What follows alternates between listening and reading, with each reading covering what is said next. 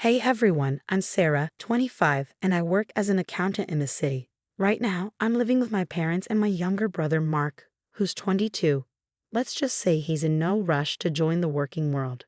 I've been busting my butt at work, trying to climb the corporate ladder, but recently I noticed something strange. My savings seemed to be shrinking. One night, I was counting the cash I'd stashed away.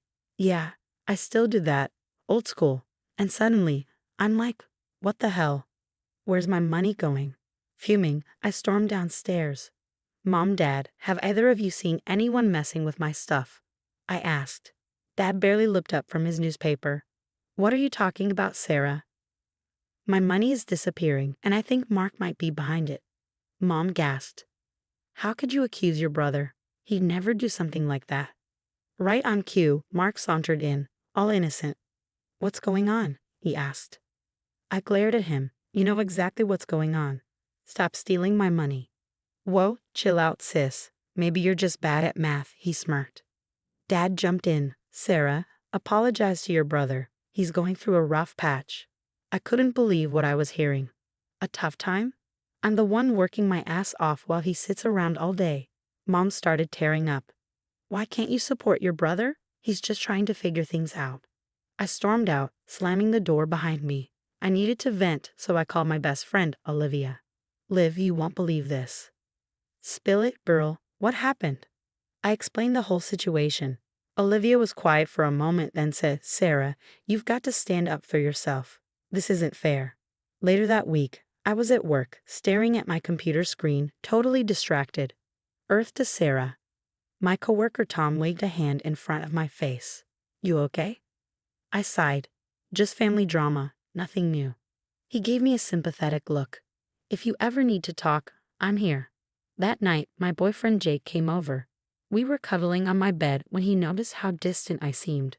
Babe, what's wrong? He asked. I poured out the whole story, and Jake listened intently. After a moment, he said, maybe it's time you moved out. This situation isn't healthy. I nodded, but then a thought hit me. Actually, I think I know what I need to do. The next day, I was at the electronics store, browsing through hidden cameras. The clerk gave me a weird look, but I didn't care. I was done being the victim. It was time to catch Mark red-handed. A few weeks later, the cameras were set up, and the footage was making my blood boil.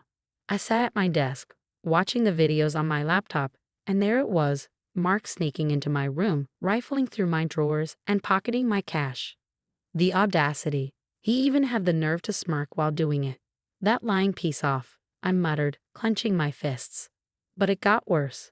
I had audio too. I overheard a conversation between Mark and my parents in the kitchen.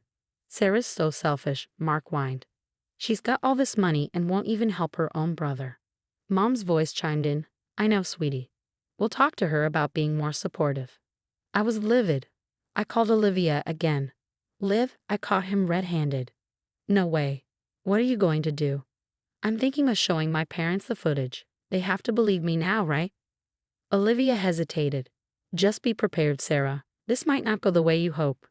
The next day at work, I was distracted, replaying the videos in my head. My boss stopped by my desk. Sarah, great job on the Johnson account.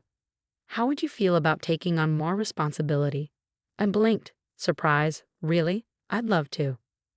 Great, let's discuss your promotion next week. As I processed the good news, Jake called. Hey babe, want to grab dinner tonight? Actually, can you come over? I need to show you something. Jake arrived and I showed him the footage. His jaw dropped. Sarah, this is serious. You need to confront them. I nodded, feeling a mixture of anger and nervousness. I know I'm going to do it tonight. As I psyched myself up, there's a knock at my door. It's Tom from work. Hey, I noticed you seemed off today. Everything okay? He asks. I hesitate but decide to confide in him. Actually, no. My brother's been stealing from me and I finally have proof. Tom's eyes widen. That's terrible.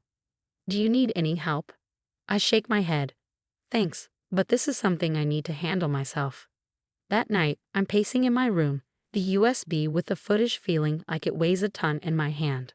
I can hear Mark and my parents laughing downstairs, probably at some lame joke Mark made. I take a deep breath. It's now or never. I march downstairs, my heart pounding. Family meeting. Now, I say, my voice firm. Dad looks up annoyed.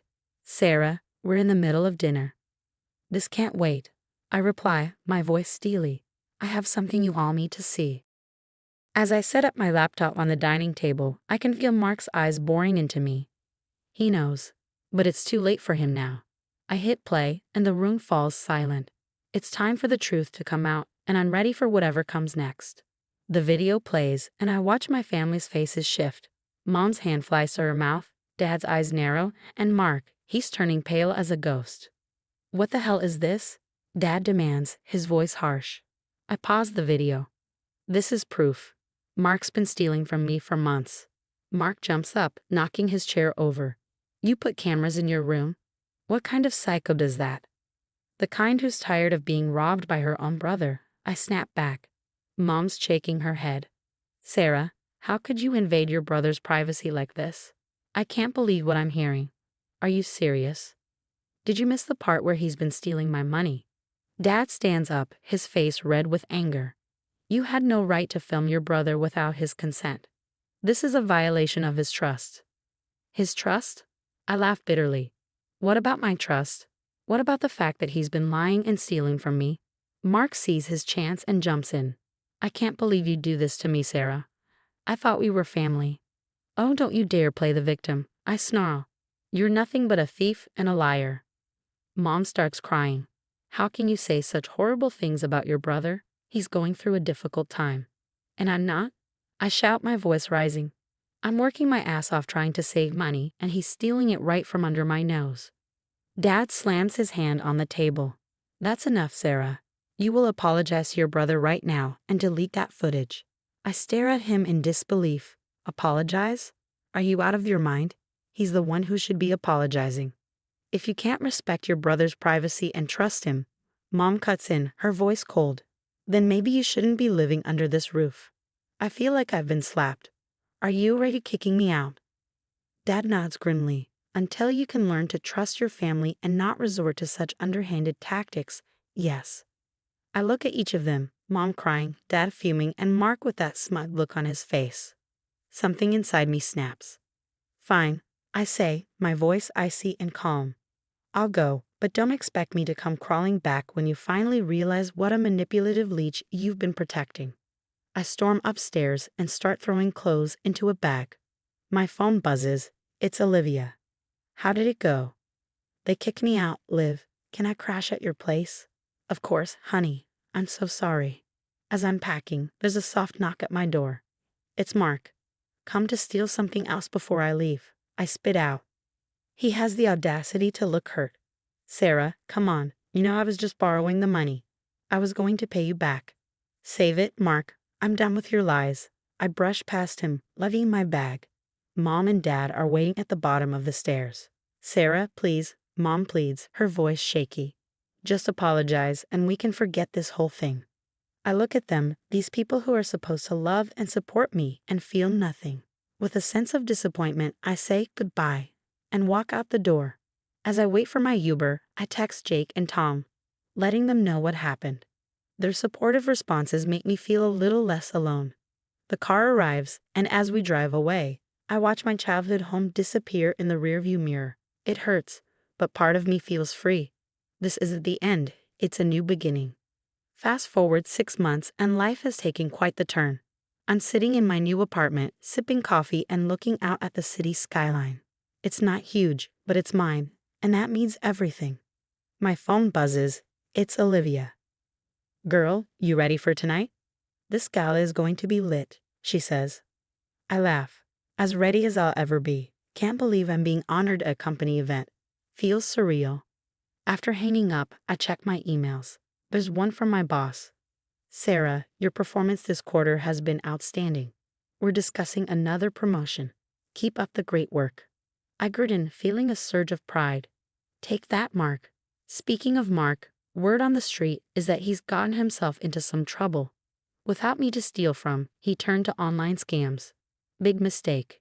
The doorbell rings. It's Jake with breakfast. Morning, superstar, he says, kissing me. Ready for your big night? As we eat, my phone pings with a news alert. I nearly choke on my bagel. The headline reads, "Local man arrested for online fraud scheme." And there's Mark's mugshot looking as pathetic as ever. Jake reads over my shoulder. Whoa, karma's a ha. I nod, feeling a mix of satisfaction and pity.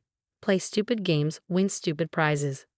Later, as I'm getting ready for the gala, my phone rings. It's a number I haven't seen in months. Home. I hesitate, then answer. Hello. Sarah, it's Mom. Her voice is shaky. We saw the news about Mark, and we've been thinking. We were wrong about everything. Can we talk? I take a deep breath. I'm sorry, but no, I'm happy now, and I'm not going back to that toxic environment. I wish you the best, but I've moved on. I hang up, feeling a weight lift off my shoulders. The gala is in full swing when I arrive. Olivia, Jake, and Tom are there, cheering me on as I receive an award for my contributions to the company. As I give my speech, I look out at the crowd, my chosen family.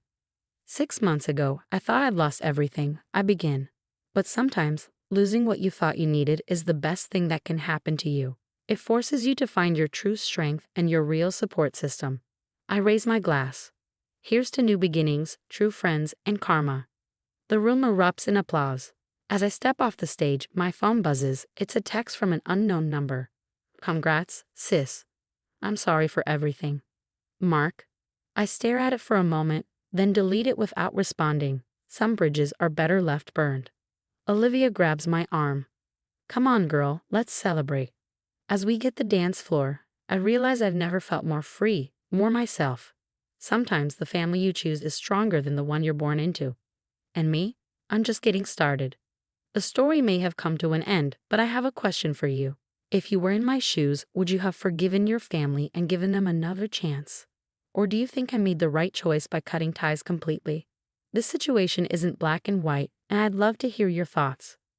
What would you have done differently, if anything? Share your opinion in the comments below.